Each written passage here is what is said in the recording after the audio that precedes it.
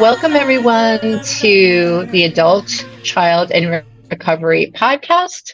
My name is Vandana Atara Ora, and I am your host today. I have a very, very special guest today. Her name is Phyllis Leavitt. Phyllis, thank you so much for joining the call. Well, I'm so honored to be here with you. Thank you so much for having me. Of course, it's my pleasure. You were on the show before, and I just really resonate so deeply with your views, with your perspective on what's going on in the world. So today, I just want to share with everyone that Phyllis and I will be having a deep discussion on the relationship between unresolved childhood trauma and not only how it affects our significant adult relationships, but how these deeply embedded wounds shape our identity, how we feel about ourselves, and also inform our relationships in the world around us collectively on a really grand scale. So we're going to be talking about how these deeply embedded intergenerational childhood patterns, programs, and traumas left untreated, how they have a tendency to take a life of their own and ripple out into the collective mindset, into the minds and hearts of our planets, our planetary global leaders, government systems, who often behave, if I may say, sometimes like toddlers who are not having their needs met. And it's all about me, that 2-year-old toddler stage that some of our leaders have never really outgrown. And so they often, unfortunately, act with impunity with little or no consequences for their actions. And this all goes back to our childhood upbringing. Did you grow up, if anyone, whoever is listening, grew up in a dysfunctional home, sometimes we act out and we still act or behave as children in a very narcissistic, me way. And I think Phyllis has some things to say about that because she wrote this amazing book called America and Therapy. And I remember, Phyllis, you mentioned to me the last time we spoke that everyone needs a therapist, and that if the world, everyone who lived in it, if everyone, had a kind, loving, and trustworthy therapist or a coach or, a Reiki master, anyone in the helping profession to talk to process all of that deeply embedded, all the hurts, the wrongs, the offenses, and to kind of release all of those pent-up emotions in a healthy, productive way, that this world would be in a much better place and we would all be a lot safer than it looks like we are right now.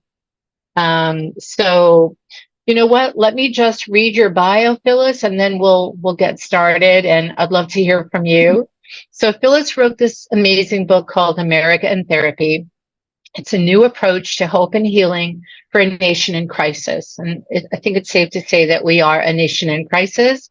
And Phyllis talks about the urgency to bring our whole country to therapy in a way that never really written about before. That's what I love about you, Phyllis. You're very outspoken. And what you say is so important and so needed. Like, we all need to hear this. We all need to open our ears and hear what you have to say.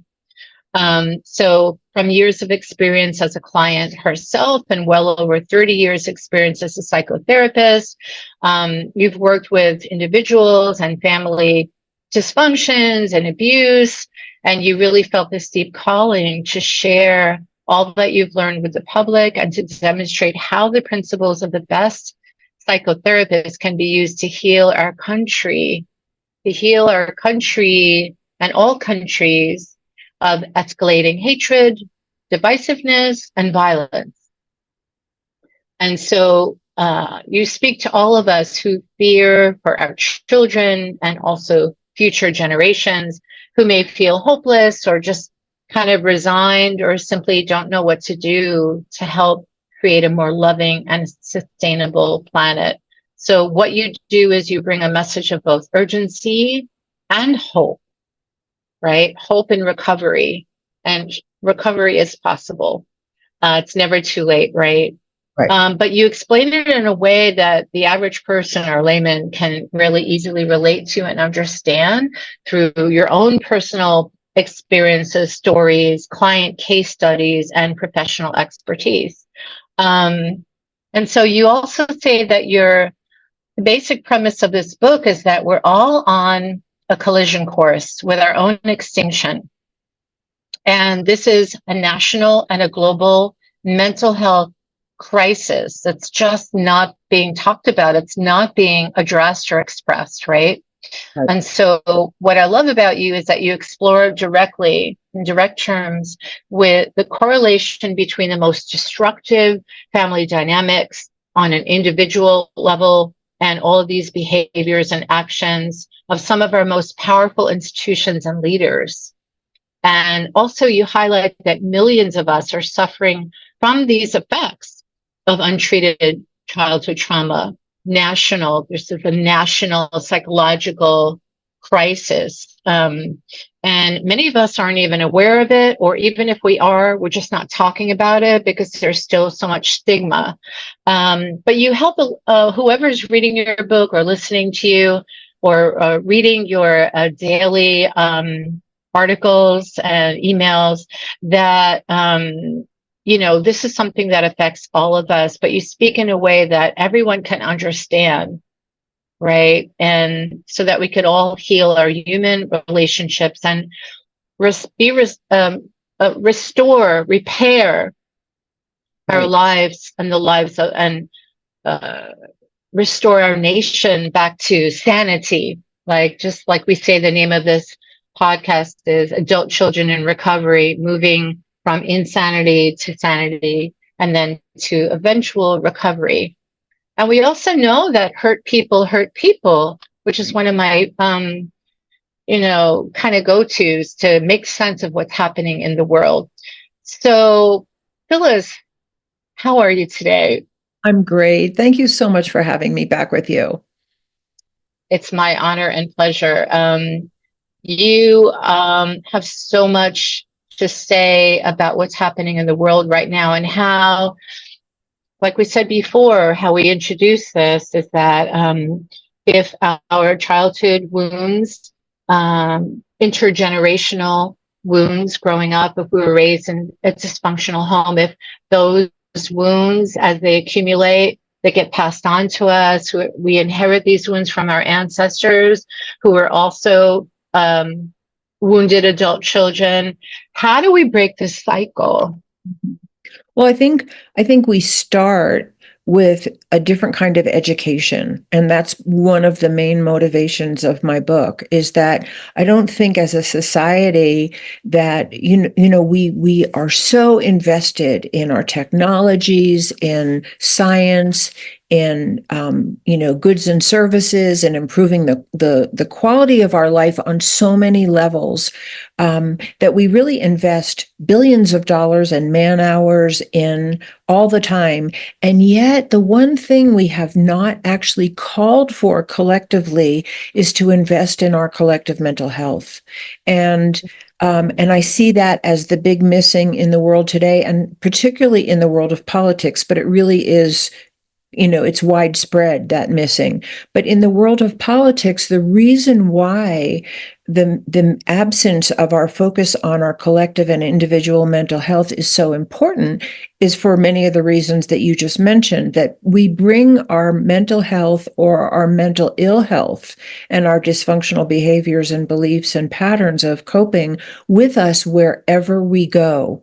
We bring them to our partners, we bring them to our children, we bring them to the workplace, we bring them to our educational facilities, our houses of worship, our corporations, and we bring them into government, because we just are who we are. So if our wounds are unhealed, and we have symptoms as a result of them, which we do.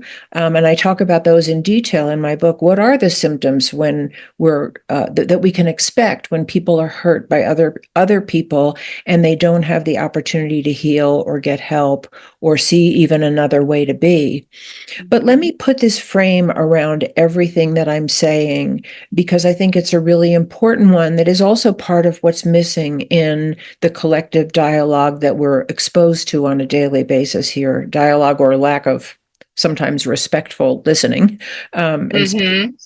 And that is that the beauty of focusing on our mental health and the urgency to focus on our mental health and the principles of the best psychology and psychological healing is that psychology by its very nature is nonpartisan.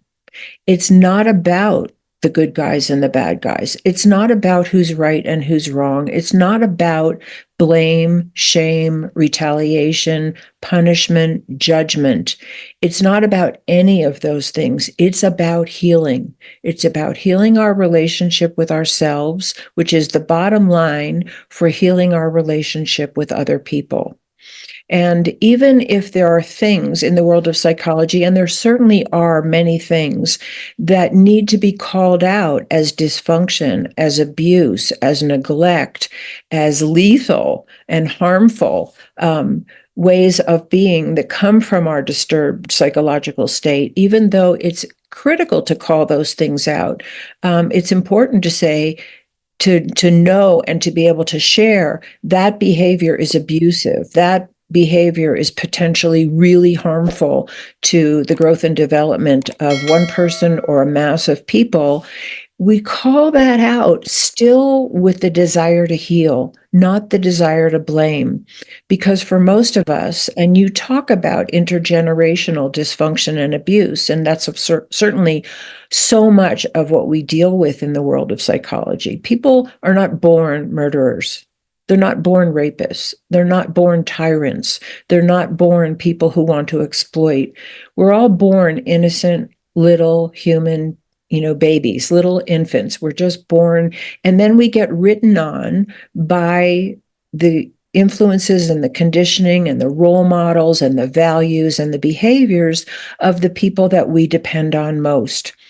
And I would say here, and as you probably know all of what I'm saying, but I think we're also born with our individual nature. I think some people are born more artistic, and some people are born more scientific, and some people are born more introverted, and they're just more extroverted by nature. We have a nature, which is not to be discounted, and it's important in terms of honoring our individuality and our individual strengths and contributions. But we're also very subject to the family systems we grow up in, the role models for men and women, the role models for behavior, the role models for conflict resolution, the role models for what is expected of you, what is considered success, what's considered failure, what's punished, what's rewarded. All of those things we learn from the world around us. And the great contribution, I think, of the world of psychology, which is so much of what I want to share in my book, is that it's not just our family of origin that is our family. Our community is a family. Our race is a family. Our gender is a family.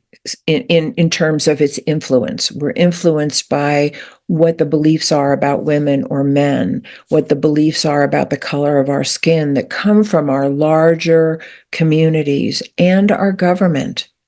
And so we have to look at all of that conditioning that's coming toward individuals from the largest family systems we live in.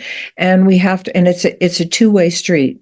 So there are conditioning agents that come from the largest family systems we live in, and the individuals and their healed or unhealed, their healthy or unhealthy individual psyches influence what the collective tells us about ourselves. So if we have a society in which people are loved and they're really respected and and diversity is not only tolerated but celebrated.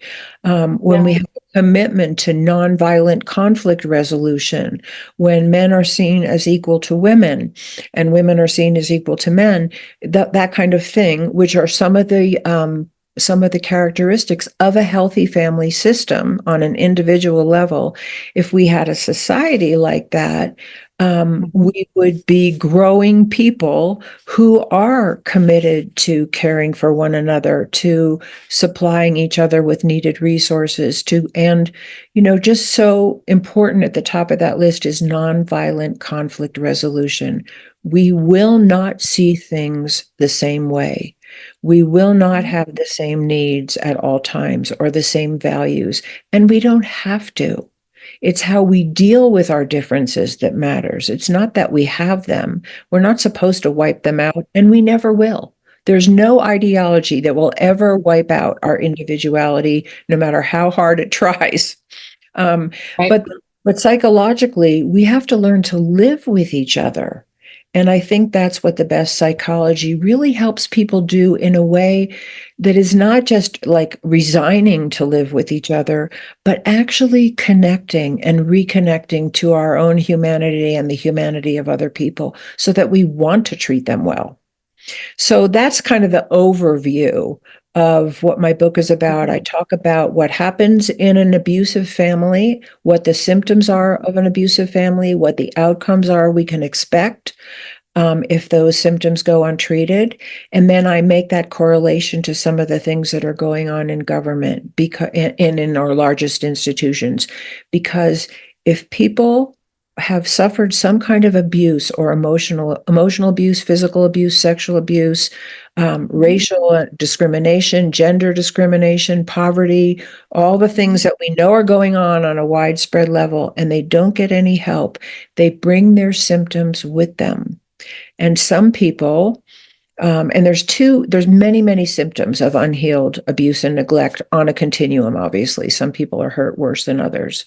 But the two main patterns that are important to identify that are important on a national and international level are that many people end up feeling helpless as a result of what hurt they have sustained from other people. And they're easily controlled, and they're easily manipulated, or they're easily conscripted into some place where they feel like they might belong. And other people identify with the aggressor, and they take on the behaviors and the attitudes and the beliefs of the aggressor, and they become aggressors. And when those people find themselves or seek positions of power and authority over other people, they're dangerous. And that's what we see happening. That's what I wanted to ask you next. You read my mind, Phyllis. So it is about actually that are these abusive people who experience these dysfunctional growing up in dysfunctional homes and all of the abuse that goes along with it, psychological as well, narcissism, being gaslit, and being a victim, and then blindly taking on the role of victimizer, which happens a lot if untreated, if the wounds are untreated. So, I mean, these behaviors, like you said, when it gets into the wrong hands, with people of power, with people with government systems, organizations that make bombs or nuclear weapons. I mean, what are we supposed to do about that? Like, because most of these people are in denial. They don't see themselves as a problem. There's always like the external blame, like, oh, it's them. They're the bad guy. We're the good guy. Right. They're terrorists. We're heroes. I mean, how do you wrap your head around that? How do you find hope that this can ever change? Well, I think the system. I think it's scary. I mean, I think it's genuinely scary. Just like if you have a family in which people have become violent and they're physically assaulting one another, or there's death threats, or someone is locked out of the house and they're, a child and they have no home. These are very frightening outcomes for mistreatment by human beings. They're very frightening outcomes, and they need to be identified as that. But I think the things that are missing, and this is why, for myself, in my own healing process, a lot of hope came from beginning to understand that I wasn't just a flawed person. We're not just flawed people. We're not a flawed society. We've come by our wounds honestly. If you're hurt and you don't get help, you're going to be symptomatic. It's not your fault. And I think we need to look at that. Both the person who becomes helpless and the person who identifies with the aggressor are both victims. And if we don't embrace that as a society, we can't stop the cycle. We can't. Because as you said, which is sort of the mindset that we live in for the most part, those who commit the worst egregious crimes are considered the bad guy. And we have not yet committed. It's begun. I will say this process has begun, but we have not yet committed as a society and as a human race to understand that the worst perpetrators among us did not get born that way. They are symptomatic of the ills of their families and the family systems that they live in. And we know this in the world of psychology. This, I didn't make this up. What we know in the world of family therapy and family systems is, and I've seen this in my practice over and over again, that often the most symptomatic person is the one who's actually calling for help for the family. So I worked with a lot of children in the beginning of my practice. That's actually what I wanted to focus on. And it was my experience that changed my focus, because I would say that 99% of the children that were brought to therapy, and they were brought to therapy for these kinds of symptoms, they were wetting the bed. They couldn't make friends. They were smart kids, but they weren't thriving in school. They were aggressive toward other children. They had self-harming behaviors or obsessive behaviors, or they had inordinate fears that didn't seem like they were attached to anything. They had masses of symptoms. And what I discovered working with those children was that there was nothing wrong with them. They were responding to stress in the home. And in almost in every case, they were responding to tension, fighting, and extreme dysfunction between their parents or their parents and their children.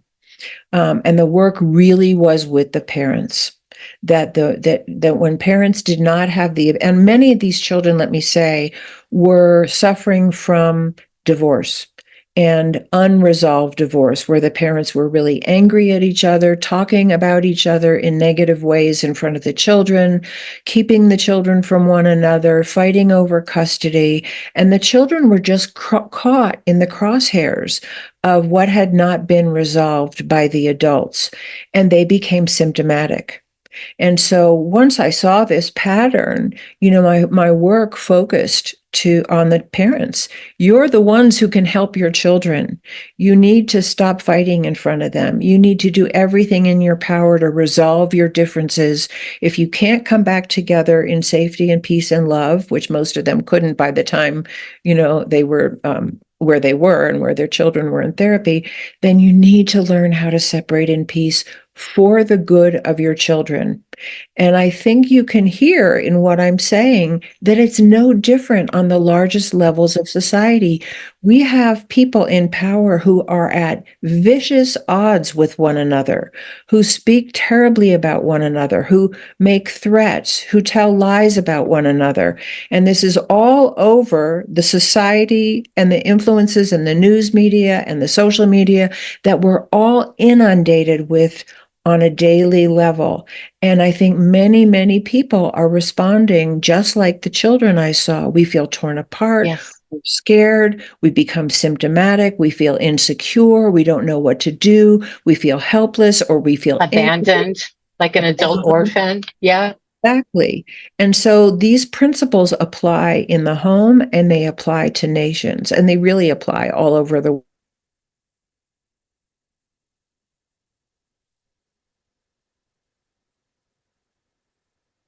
have to look at the mental health of the people who have power, as you know, and the mental health of us as a populace, because who are we putting in power, and where does it come from? What we condone. And I say that one of the reasons why I say that mental health is one of the biggest missing issues, not only in politics, but in public and in our common knowledge, is because as larger communities, as institutions, and as governments, we condone behaviors that we would never want to be done to us. I don't know anyone who wants their house to be bombed in somebody else's war. Or I don't know, stolen, or or kicked out of stolen, their own home in the middle of the night. or their children taken from them, or their land Hmm. taken from them. You know, Hmm. we wouldn't want any of these things for ourselves. We would consider them criminal behaviors if they were Yeah. done to us, and we would want justice.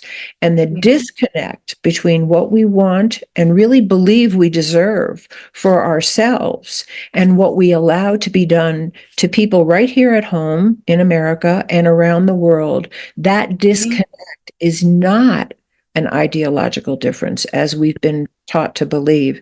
It's a mental health crisis, because Yes, thank mentally you. healthy people do not steal other people's children, land, resources. Mentally healthy people don't hate people that have a different color skin or a different gender or a different religion. They don't. And they don't torture them in like these torture prisons, dungeons, and they Absolutely. don't kill babies.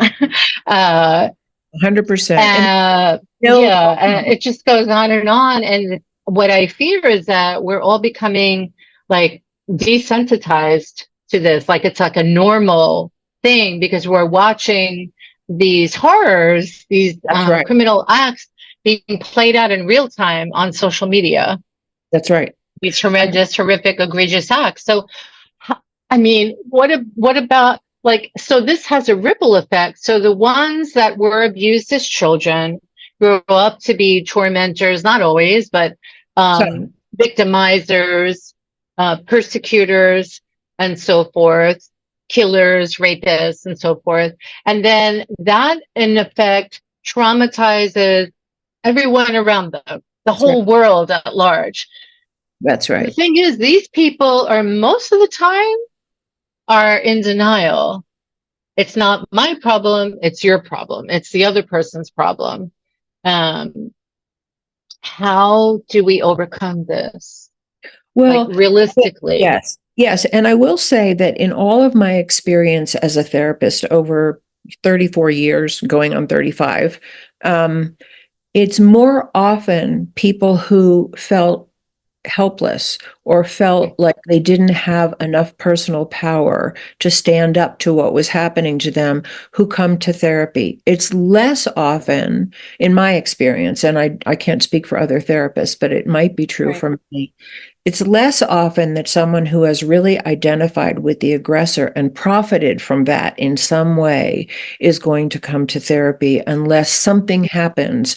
They're arrested, or there's so much pressure from their family, or they really get in touch with their own victimization or something that will bring more those Mm-hmm. on the heavy perpetrator end to therapy. But that shouldn't be a cause for giving up hope, because inside most of the people that I have had contact with who are perpetrators of some kind, and I don't mean murderers because that's not the population that I personally have worked with, um, but I would speak for those who have committed some of the most violent crimes anyway, that most often inside them is a very hurting victim. And we kind of know this now. I think we don't want to know it as a whole society yet, because it would shift the whole focus of our common and collective responsibility toward everyone in our society. But we know now, to some extent, that the mass murderers are not happy people. There are people who have been ostracized, who have been bullied, who have been abused as children and never got help. We're starting to know this, and we're starting to know that the severe pain that certain people feel, and not everyone, there's many people who have been abused who don't become murderers for sure. But we're starting to know that inside the rage and the hatred and the violence that erupts from certain individuals is extreme hurt, extreme victimization. And we need to act on that. As a society, can we take responsibility? Can we feel an urgency to help our families? I mean, really help our families. Because my experience, and I have not worked with a criminal population. I've worked with more, people who are suffering in their marriages, who are having trouble parenting, who have had difficulty in their work environment, who have felt targeted for discrimination in society. Not to say that their pain is any less, but that's the general population that I've worked with. And I can tell you from all the years of my experience that the level of abuse and neglect that even many what we consider ordinary citizens have suffered and tried to compensate for and survive and thrive regardless of is very high. The dysfunction in our homes is very high, and that's a national emergency, mental health crisis. It's an epidemic. And when you say America in therapy, it's like the world in therapy. It's like America is too small, it's too limiting. But I do agree that America is a good place to start, since that's where we live. But that's why I talk about America, because I can't really speak for another nation. Right. But since we're all interconnected and we're all related, as a species. So the problem is that it spreads like this maladaptive behavior. Like it is a disease, like a cancer, to the whole world. And because a good story, because I think it might hit home with a lot of people. I had a client many years ago who was terribly abused as a child by her father, and all the children in her family were physically beaten often. And she had a child, a very young child, and she came to therapy because she was terrified that she was going to hurt her baby. Yep. Because that impulse was in her. Was she born that way? Was she a bad person? Was she a terrible mother? No. She had the imprint of her own cries being met with violence. And literally in her home, if she cried, she got hit more. And that's the way it was in that abusive system. And she was scared when her baby was crying that she would act out. And she came to therapy because she did not want to. And I think we have to know that that's our human condition. And thank God, so she wasn't a bad person. She had an imprint in her psyche, a trauma that was alive and well in her psyche that was unhealed. And it could have manifested as her doing to her own children what had been done to her, not because she was a bad person, but because she didn't have a chance to heal. And thank God she came to therapy. Yes, and that's very courageous, because most people deny it. They don't want to accept that they could do it because they judge themselves as a terrible person if they have that that instinct inside of them. And then they develop all kinds of other addictions and other problems. So on top of that, it just piles up one on top of another. And so the thing is that we don't have control over the people that need therapy the most. So all we can really do is take care of ourselves and our own response to trauma outside of us, right? Right. And we can talk about it on a public level. We can talk about what we know in the field of psychology. And that's really why I wrote the book, because I want it to be common knowledge that inside the perpetrator is a victim. Am I saying that a perpetrator doesn't need to be accountable for what they've done? No, I'm not saying that.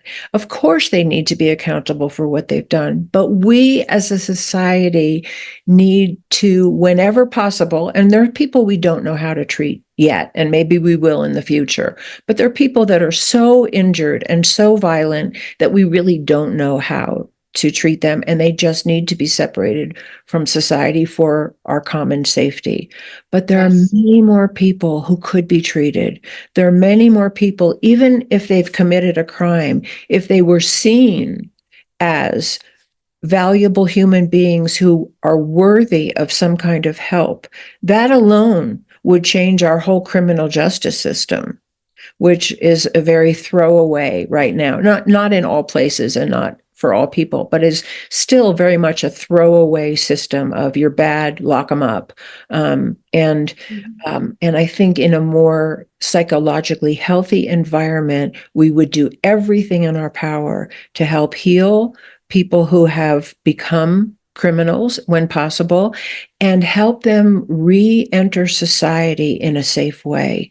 Help them with job training, with resources, with better places to live, with whatever, with therapy, with whatever they need, so that they can be reclaimed as valuable, worthwhile human beings, which is what they were born as. We all were born that way. And just talking about it is the first step, I think. Just Right. advocating about it, while first becoming our own advocate, and then advocating for the human rights of others. That's right. And maybe even, gathering momentum, creating support systems where people who, are licensed therapists or other like helping professionals can maybe even I don't know, like go to government systems and just like create or open a practice, like a mental health clinic in, within the government branches, or, Right. the people who are really making the important decisions for the whole planet, where our life is maybe on the line, like our life and our health and our well-being. This is very important. This is not a joke. I think I it mean, is we on need the to line. talk. I think it is on Yeah. the I actually think it is on the line. And I think we're being Yeah. sort of mesmerized to think that if we just go after the so-called bad guys, we're all going to be okay. And Yeah. that's definitely not actually, I believe, the truth. The way we go Mhm. after bad guys is lethal. What we call bad guys is lethal to all of us. If we do, and like I said, and I'll repeat, Yeah. don't heal the original wounds, we cannot change this course. We won't. We'll continue to play out this epic belief in a battle between good and evil, and that's Yeah. exactly what the world of psychology cuts through, bypasses, and begins to heal. But let me say some of the things that I think where the reach of America in therapy could highlight. What if we had trained facilitators in Congress who That's actually exactly what I was suggesting. Yes. moderated the conversation between opposing points of view? And let me say it that way, opposing points, Okay. because that's what therapy does. When a couple comes to therapy, you better believe they have opposing points of view. They're angry at each other. Sometimes they're very hostile. Sometimes they've acted out on each other, or they've acted in on themselves, or they don't see any hope for the relationship and they just want to triangulate their children into their side, or, Right. whatever. Um, but if they come to therapy, there's some part of them that has hope that they could change that dynamic in their relationship. And one of the first things that needs to be reworked, reframed is, how do you listen to each other? Not ask the therapist to take sides and blame somebody, but how do you listen to each other? And if one person has demonstrated some dysfunctional behaviors, they are slamming doors, they're, calling each other names or whatever they're doing, we can call that out in a spirit of healing, not in a spirit of shame and blame. Hmm. And we need that in our highest offices of government. I believe we desperately need trained facilitators who are not in allegiance to a party or an ideology, but who are actually in allegiance to nonviolent conflict resolution, and bring those principles to, as not only to help solve some of the incredible hostilities that are going on, which, by the way, are like when divorcing parents bring their hostilities to their children. What is happening at the highest levels of government is traumatizing many, many citizens in this country, um, Yes.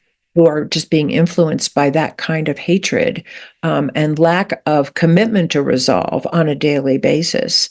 But to really role model that for the country, and also to work out some of our issues. Most issues can be worked out. Most people, when they have a commitment to repair the relationship, to listen to one another the way they want to be heard, to talk the way they want to be spoken to. When we do that in our own lives, relationships change and they have great possibility of healing. And there's no reason why those principles can't be brought to the national scene, except for I our mean, will to do it. yeah, like you said, mediation clinics, um, peace, global governmental peace facilitators. I know that there are um, such things. I know they do exist, but you don't really hear too much about them. And it seems like they are not really being taken seriously as we need to take them. So we have a lot of work to do as a collective, you Right. know, nation. We have to roll up our sleeves and we can't give up, you know? Absolutely. And I think we have to remember that for people who have identified with the aggressor as just, an unconscious coping mechanism that they developed, Right. people who have identified with the aggressor who get into positions of power, there's often a great reward for retaining that power. And even an abuser in a family may not be a happy person, may be a miserable person who's just unconsciously reacting the way that they were treated themselves. Um, but there's still a reward for being in charge. There's still a reward for being Right. able to make people do what you want them to do, or give you what you want them to give you. And I Mhm. think we have to talk about that. I think we have to Mhm. talk about that this is just part of the psychology. Um, Yeah. and that's why it's harder, I think, sometimes for people who have identified with the aggressor to seek help, because there's some payoff, or there's some feeling of satisfaction of not being one down. And acceptance and belonging, and Right. also the monetary benefits. Let's just be All of honest it. here. And the fame and, the power and all of those things. Right. And that's why it's not just like one leader of one government or one country, one nation. It's everywhere in the world. We're Right. all being affected by this systemic injustice, Right. which That we, has, as we said, go go ahead. ahead. Sorry. No, no, no. I Yeah. didn't interrupt you. I'm sorry. Oh no, it's just systemic injustice. So it's not like just one group of people. It's like it's spread, all over the world. This mindset, this us against them, bad against, Right. evil against good. Like we're the good guys, you're the evil guys, and I think it's accountability, just holding those people in power who are destroying the planet and the people, innocent lives. We need to hold them accountable. The thing is, we just have to talk more about it and try to figure out a solution instead of complaining about the problem. Right. And I think one of the hardest things for us to do, and I think this is genuinely really hard, is to not hate the haters, because it's Mm, hate that causes this in the first place. So we have to find a different stance, which is some way to be powerful in truth telling, powerful in holding people accountable, and still maintain love for their essential selves. And the that's word actually is what compassion, that's isn't it? and that's actually what the best therapy does. You know, every therapist, I'm sure, can tell you that they've had people come to their office who have behaved terribly to their partners or their children or their employees or their coworkers. Um, but we don't judge. We know certain behaviors are dysfunctional, and in the best of all possible worlds, we could help break that cycle. But judgment doesn't break the cycle. Healing the underlying wounds is what breaks the cycle. And that's Absolutely, Phyllis. Thank you so much. I mean, go ahead. Yeah, you were gonna. no, that's really it. And this is a big, huge 180-degree or 360-degree shift in our common thinking. And let me just use this analogy because I think people can relate to it. One of the plagues, and I don't remember which one it was way back in time, one of the plagues was actually caused by contamination in the common water supply. But nobody knew that until they discovered the actual cause of why masses of people were contracting the plague and dying. They were blaming all kinds of things and looking for all kinds of cures. But the cure was in cleaning up the water. And once the water got cleaned up, the plague subsided, or once they identified the cause. And it's the same thing with our psyches. We have to know the root causes of violence and discrimination and hatred and intolerance. We have to know the root causes of war, or we can't stop it. And we'll do everything but until we actually embrace some of the psychological contributors. Absolutely. I'm so with you, Phyllis. And, we have to stand in solidarity with each other and support each other. We don't want to isolate or feel alone in this, Right. because this is the common denominator and we're all feeling it. We're all affected by it. Just like the pandemic, we're all affected by it. We're affected by this, global abuse. And, That's right. And I'm so glad you um, said that, because mhm, one of the things that I don't want to forget to say, I know yeah, many people feel hopeless. They just feel like these systems are out of control. They yep, have no individual power to change anything. What does my one vote really even matter? Well, let me say, yes, your one vote matters, but it's way beyond your one vote. One person who does any healing work in their own life, one person who advocates for peace, for justice, one person who treats their neighbor more kindly, who repairs the relationship with their spouse or their ex-spouse or their children or their employees or their employer, has a ripple effect. It matters what we do in our own lives. So if you're somebody who feels like you don't have a sphere of influence beyond 10 people, what you do still matters. You have no idea yes, the healing power. We don't. And we don't usually esteem that because we look at the people who have big names and thousands of followers and they're all over the news and they've written 50 books. And there's nothing wrong with that, but not to diminish the impact of one person.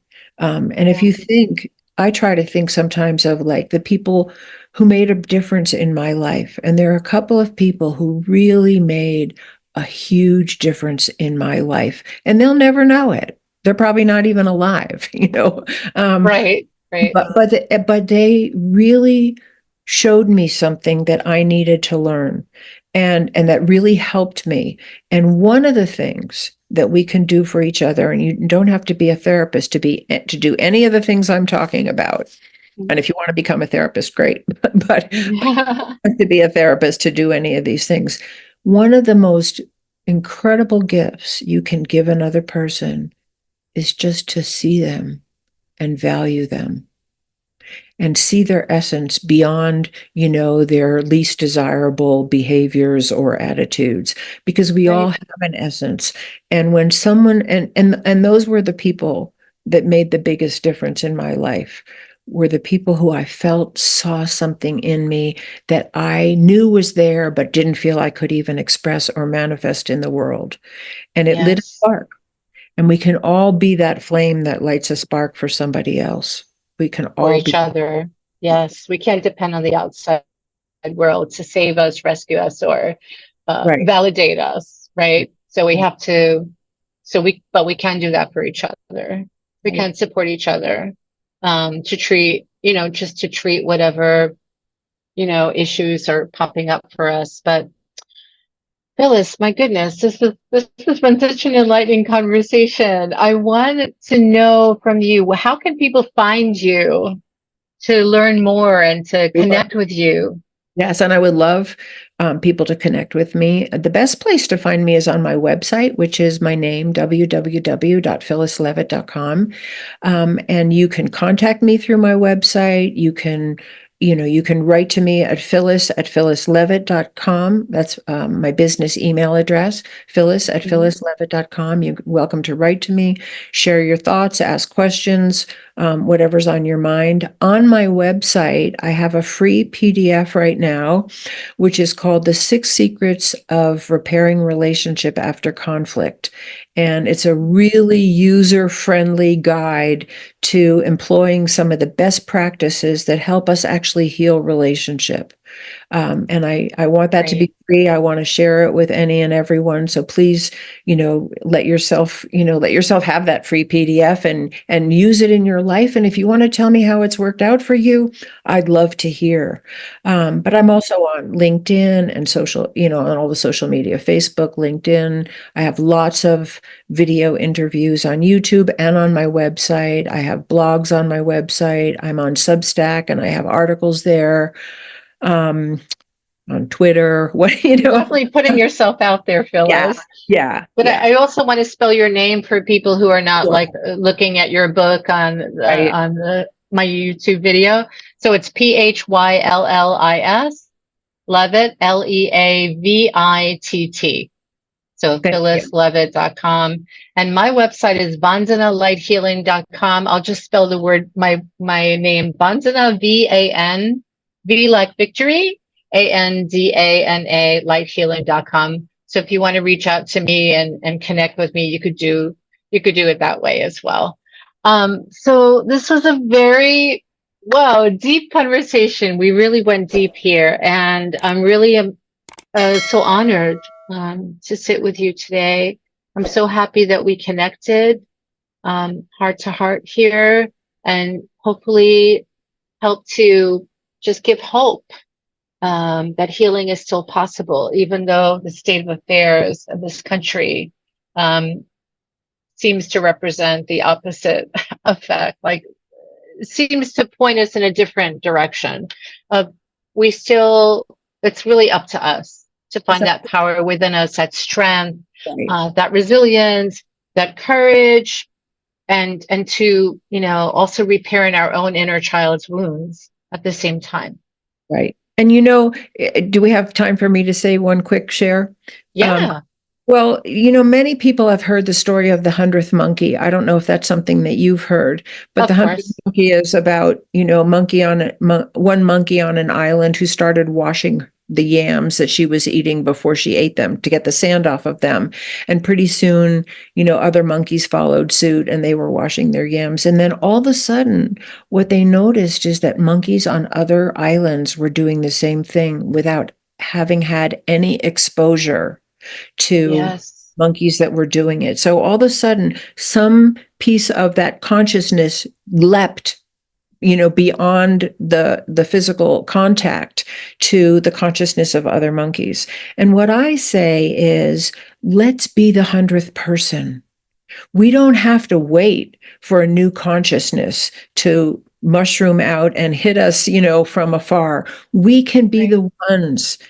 So I call it the 100th person phenomenon. Let's be those people who embody a new consciousness, who embody a new way to have human relations that's peaceful, that's respectful, that's loving, that's kind, and that's truthful. Um, and Yes. have faith that it will have a life of its own. And also to be realistic that it's not going to happen overnight, and to just develop that patience and perseverance Right. in community. And we can't heal alone or grieve alone. We need to grieve together in community and hold each other and our own feelings. And that's the only way we're going to get through this. So I thank you for totally sitting with agree. me in community. Thank you so much, Phyllis. It was a pleasure. I hope to have you on the show again. And thank you, everyone, for tuning in. Please subscribe and like my YouTube channel, my podcast, Adult Children in recovery. That's how this work will keep going. So we all need each other for that support. So I'm happy to support you, Phyllis. I'm also happy to receive support as well, so Absolutely. we can continue Absolutely. putting this great content out there. So thank you again, and blessings to you and to everyone. Thank you. Bye-bye for now.